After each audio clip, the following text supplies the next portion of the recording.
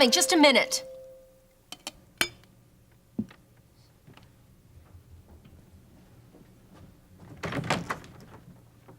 Now, how did you know I was here? They told me at the studio. Well, now that you've tracked me down, would you like some brewer's yeast, fresh off the farm? No, I only want a few words with you, Amber. Not four-letter words, I hope. It's tempting. You know why I'm here, don't you? Well, if it's to slap my wrist for telling Dave what I think of him, you can forget it. I'm impervious to pain. Well, the rest of the world isn't impervious to pain, and most especially not our father. He can dish it out, but he can't take it, huh? I'd say it's the other way around.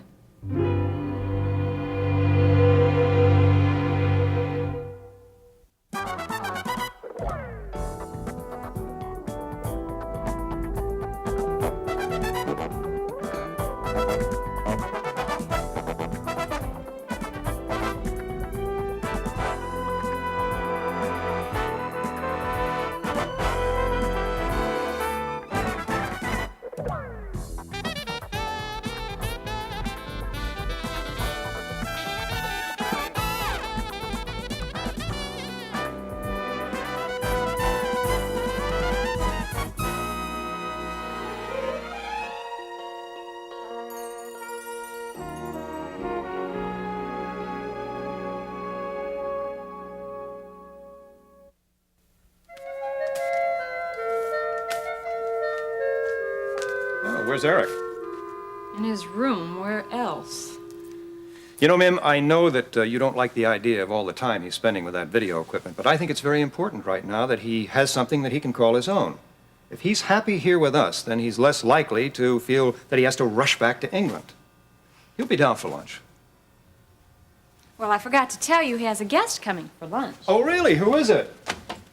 Jimmy Redlin, Jean's son. I didn't think that he was allowed out. Wasn't he quarantined at his grandmother's? Daddy, they found out it was just the flu. He's fine now. Well, I don't care about that. It's very possible that he might still infect Eric. Daddy, he is fine, really.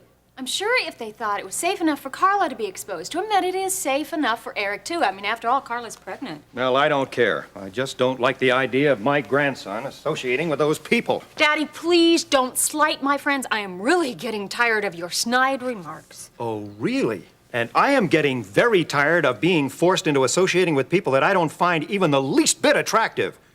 Now, if you insist on befriending him, that's one thing. It's bad enough. But when it comes to Eric, who can have the choice of any little friend he chooses, I will not have him subjected to that kind of an influence. Now, you call the Redlands and explain... I will never do anything of the kind. Then, by heaven, I will. Oh, Daddy, no, you won't. Daddy, I can't believe it. You keep accusing me of exposing Eric to bad influences, but you are much worse. Watch your step, Daddy, Miriam.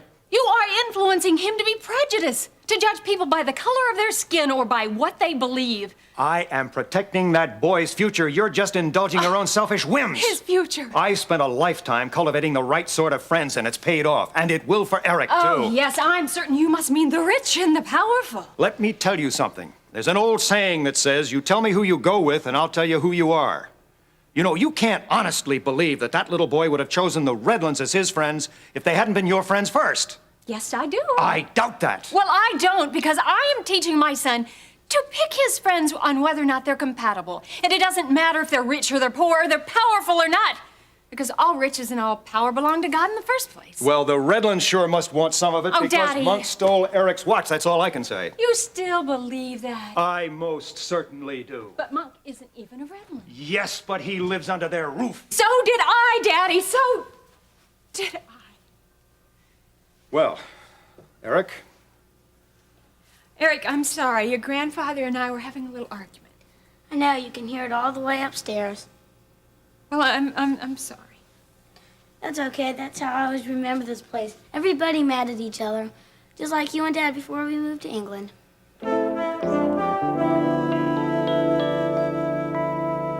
Stacy, it's over.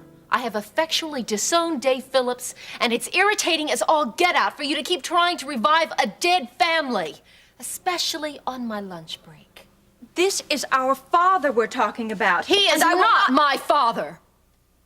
Oh, biologically, maybe. But he no longer has any effect on my life. Then why does your animosity betray you so? Why did you have to visit him? Look, Baby sister, why don't you just exit and come back later when you have something more constructive to say? You owe Dad an apology. Is that what he said? No. Did he send you here to fight his battles for him, to get in the last word to make me feel guilty? No, in fact, he discouraged me. I'll bet. He did. I think he's through trying too. Good, he finally got the message. If you had any idea how much he's changed, of how desperately he wanted to make amends. Desperately, I'm sure. All alcoholics are desperate, Stacy. It goes with the territory. That was the wrong word. I was saying that more for myself. I desperately wanted you to be kind to him. Kind to him? I was kind. Kind to myself, kind to him. At least now he won't be confused about where he stands with me. Amber, he's changed. How many times do I have to tell you that? I don't care if he's changed. It's too late. No, it's not. Kevin is dead. Dave Phillips changed. At his own convenience, Stacy. You think he's so great. I guess you've forgotten how Mother begged him to stop drinking. I begged him. You begged him. Kevin begged him. And if I had a dollar bill for all the times he made amends, I'd be fixed for life. He had his chance while he still had a family. Amber, Dad loved Kevin. Sure he did. He loved all of us. Don't you remember how he loved us? Oh, here, let me refresh your memory. Remember this? Stacy! Stacy, my little girl! How's my little girl? Where'd everybody go, huh? Come on over here and give your old man a hug. And this man you called a father. This man loaded his children up one Christmas Eve and drove them home from a party. Only Kevin didn't live to hear about it or tell about it. Dad's gonna be aware of that memory for the rest of his life. Isn't that punishment enough? I just want him out of our lives. Mother's, mine, yours. You obviously cannot do that. But I'm quite capable of it. I'm a master at self-discipline.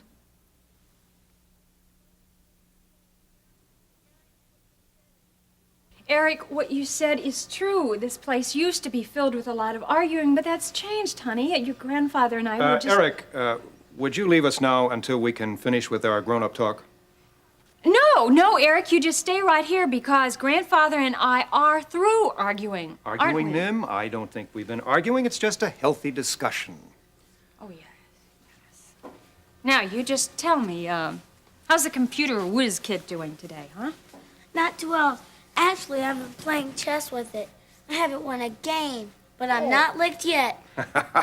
Now, there speaks a true carpenter. Aha, come on, get ready. You know who that must be.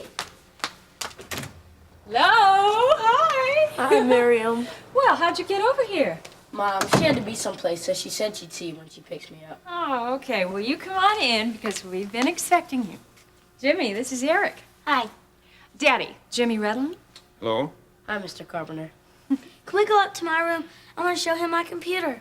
It's real neat. It looks like Star Wars. Well, as long as you keep an ear open for the lunch chime. Okay, come on. It's upstairs. Oh, nice to meet you, Mr. Carpenter. Now, that wasn't so bad, was it? No, not if you don't want to push him to England as soon as possible. Oh, what does that mean? Well, you upset him, that's what I mean. Oh, wait a minute. Now, I upset him? Mim, you started the argument, and look what happened. Daddy, there wouldn't even be an argument if you would just trust my judgments and let me be a mother. Mim, I can't prevent you from being a mother, but I think it would be very obvious to both of us that in the future we're going to have our different discussions more quietly. Daddy, do you realize what Eric said? I mean, this house is beginning to sound just as unhappy and as filled with strife as it was when he and Paul were here. He actually associates this house with strife. Now, I think, quiet or not, we had better mend our differences, or he will be leaving here thinking that nothing has changed. Well, very little has. Oh, Daddy, the point is, we have 3 very short weeks in which to create an environment that will foster some happy memories. Don't forget, that's when Paul will be coming here to take him back. Not necessarily. And what do you mean, not necessarily? You know that Paul is taking him to New York on business, and they're returning to England.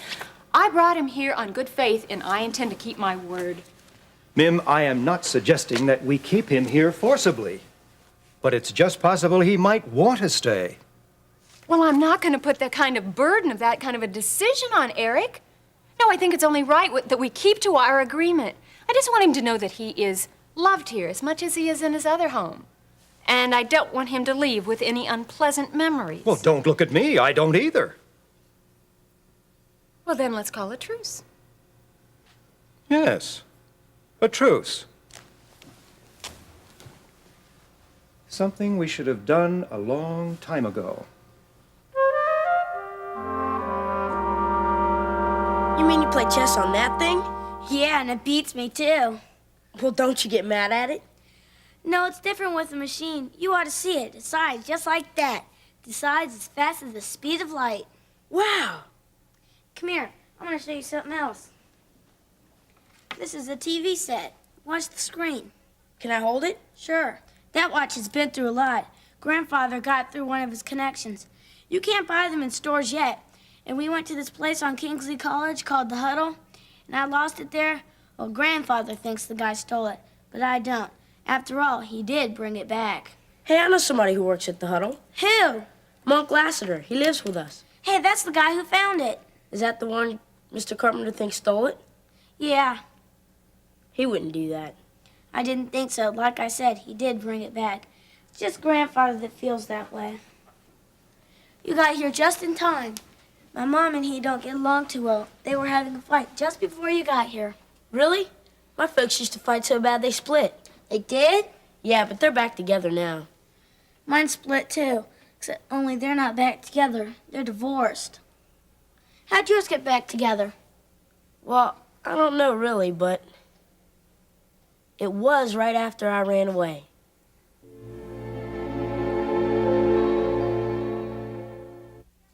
Hey, that's neat. Maybe I should run away. My dad's coming to get me next month, and we're going to fly to New York, then we're going to fly to England. It'd be easy to run away with all that going on. But I don't think Mom could take it. She got kidnapped, you know. Yeah? And Grandfather has heart trouble. Maybe it's not such a good idea. Well, if you do decide to run away, I can find you a good place to hide. 'Cause I know lots of places.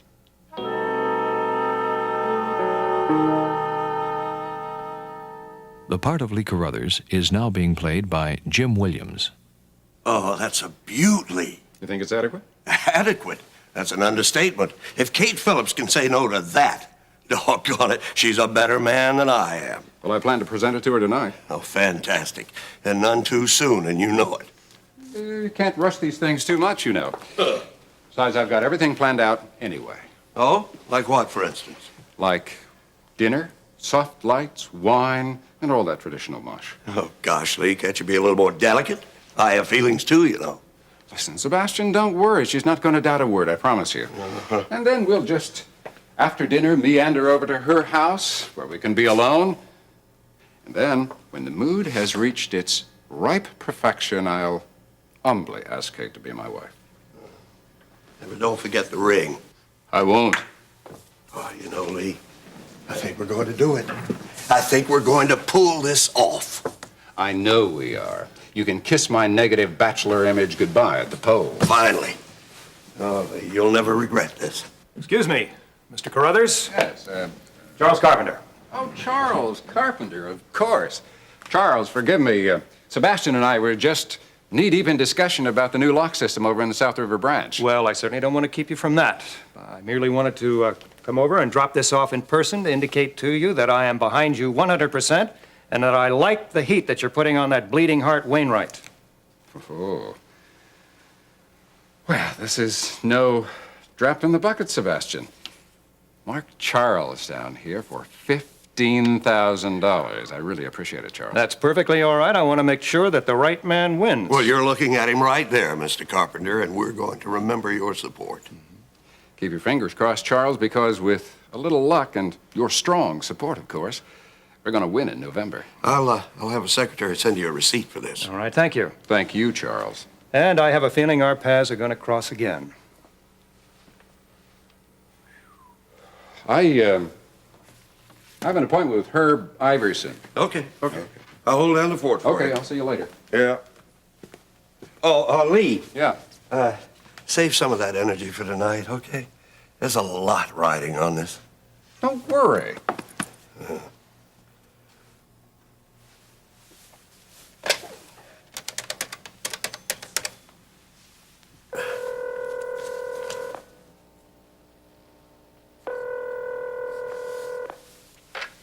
Kingsley Chronicle, may I help you? Yes, could you get me Gene Redlin, please? Just a moment, please. Well, they have nice music anyway. City Room, Gene Rudlin. Gene, this is Sebastian Knight. I have a news break for you. Oh, yeah? Yeah, a hot one, too. This could change the complexion of the whole campaign. Okay, shoot. Oh, no. Not over the phone, Gene. Can you come over to campaign headquarters? Look, we're not talking about an ordinary scoop here. Yeah. Okay, give me about 30 minutes. How's that? Fine. I'll see you then. All right.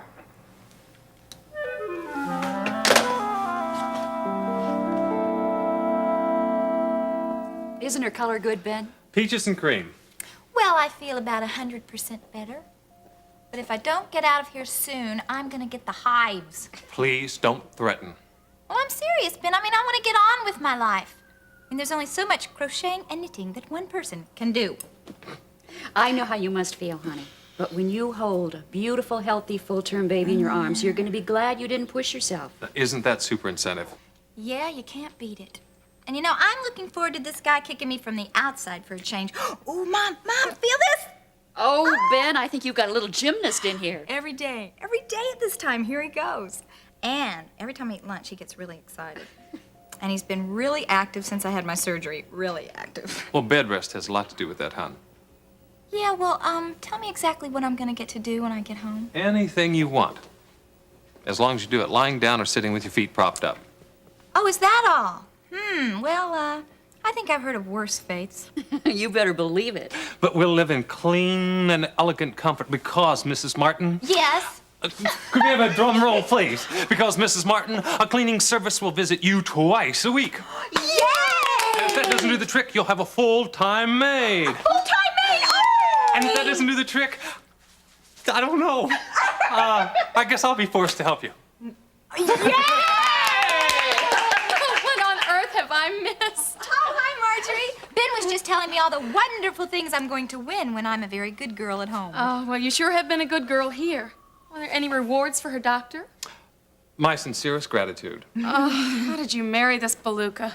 So when am I gonna get to go home? How does tomorrow sound? Do you mean it? She's ready, Ben. Okay, Sebastian, I give up. What is it? Would you believe a romance? A romance? Yeah. Lee Carruthers? Yeah. He's gonna get married. No, wait a minute. Now, you're not pulling my leg because I can't print anything No, like this. no, it's true. They've been very private about it. No one wants to have a public courtship, of course. And you call me down here because you want to keep this private? Oh, come on. Give me a break, will you? Don't you believe in love? Love overrules personal preferences. Yeah. So who's the bride to be? Kate Phillips. Kate Phillips?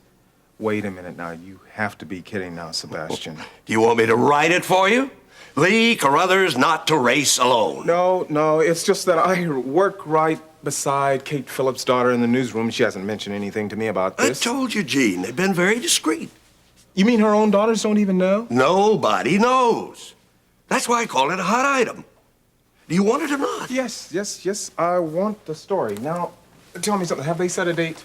No, not yet, but I'll keep you posted. Would they be willing to an interview?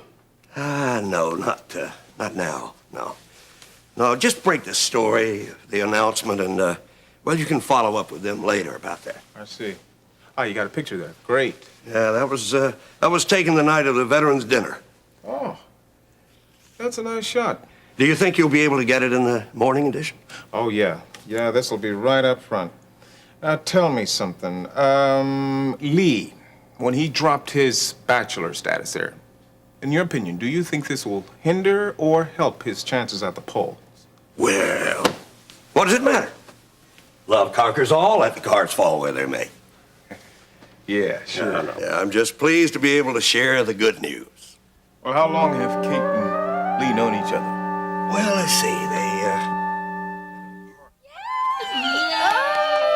Ben, doesn't it get to you sometimes that our patients are happiest when they're leaving us? Well, not when it's your patient and my wife, it doesn't. Well, I'm glad you're going home, Laurie. Oh, thank you, Marjorie. Thanks for everything. Sure. I'll be out to check on you in the morning. Okay, bye. Well, I guess I better get going too. Okay. Hey, by the way, this little guy's kicking you goodbye. Oh, okay. Well, this is from Grandma for him. Ah. Bye-bye. Bye-bye.